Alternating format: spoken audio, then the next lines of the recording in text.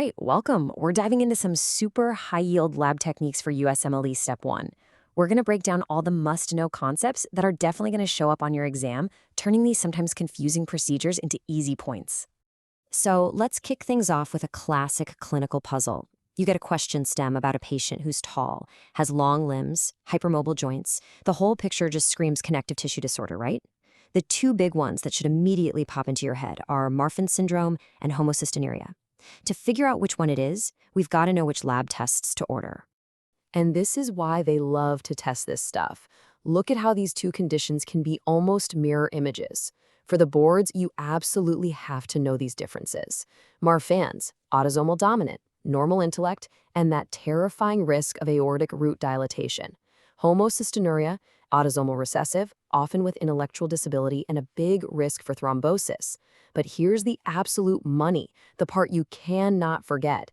The lens dislocation. Just remember, Marfan fans out, the lens goes up and out.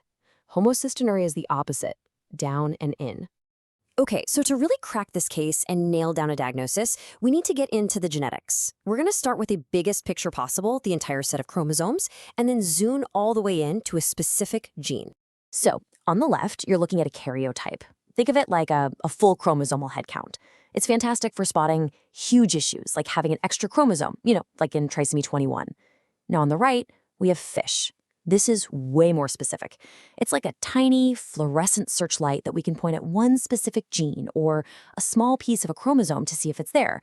So what's the bottom line here? It's all about picking the right tool for the job. If you suspect your patient has something like Down syndrome or Turner syndrome, you order a karyotype to literally count the chromosomes. But if you're hunting for something smaller, like microdeletion in DiGeorge syndrome, or that classic Philadelphia chromosome translocation in CML, FISH is absolutely your go-to test. Okay, but what happens if your sample is just tiny? Let's say you've only got a couple of molecules of viral DNA from a patient's blood sample. You can't do a thing with that. You need more material. You need to make millions of copies first. And for that, we turn to PCR, the molecular photocopier. And these 3 steps, oh yeah, this is pure exam gold. It's a cycle. First, you crank up the heat to denature the DNA, which just means you're melting the 2 strands apart. Then, you cool things down so your specific primers can stick or anneal to the DNA.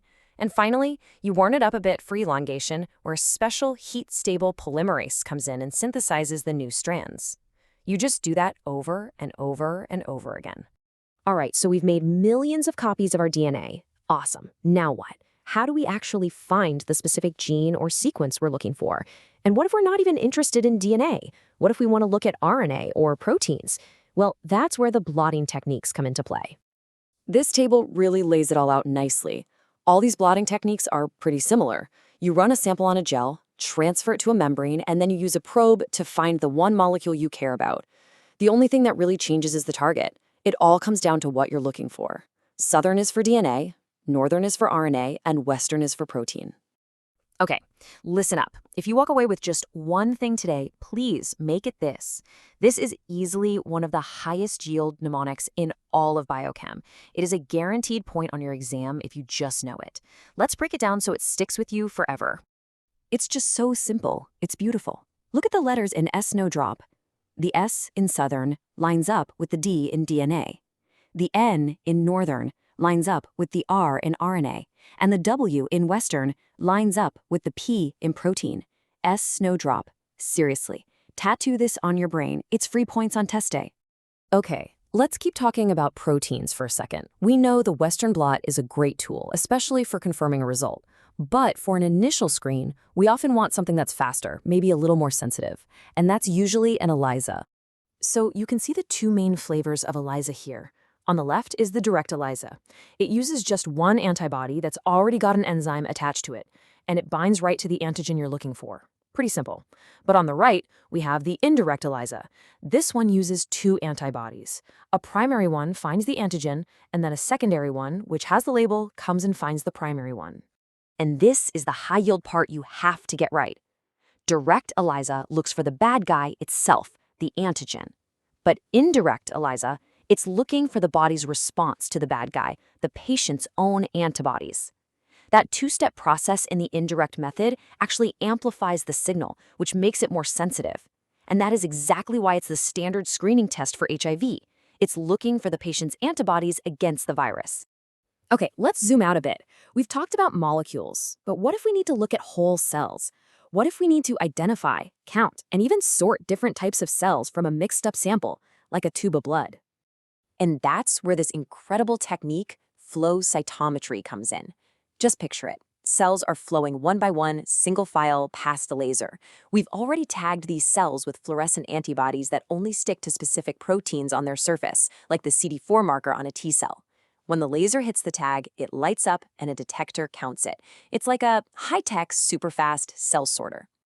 So for your boards, here's the deal. If you see a question talking about sorting cells or identifying cell surface markers, especially CD markers for leukemia or lymphoma, or counting CD4 plus cells to see how a patient with HIV is doing, your brain needs to light up and just scream, flow cytometry. It is the go-to tool for that job. All right, we've covered the tools of the trade. You think you got it? Let's put it to the test with some board-style questions and really lock the stuff into your memory for good. Okay, let's break this question down. We've got intellectual disability, thrombosis, and that key physical finding, downward and inward lens dislocation. That is the classic triad for homocystinuria. So the question is, how do we confirm the specific gene mutation? Which one of these tests looks at a patient's DNA for a specific sequence? And yep, the answer is B, southern blot. Let's think back to our mnemonic, snowdrop. S is for southern, D is for DNA. We're looking for a gene mutation, which is in the DNA.